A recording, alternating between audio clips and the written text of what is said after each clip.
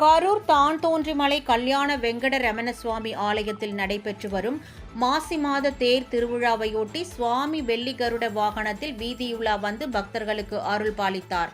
தென் திருப்பதி என்று அழைக்கப்படும் தான்தோன்றிமலை அருள்மிகு கல்யாண வெங்கட்ரமண சுவாமி ஆலயத்தில் நடைபெற்று வரும் மாசி மாத திருத்தேர் மற்றும் தெப்ப திருவிழாவை முன்னிட்டு நாள்தோறும் சுவாமி திருவீதி உலா நடைபெற்று வருகிறது.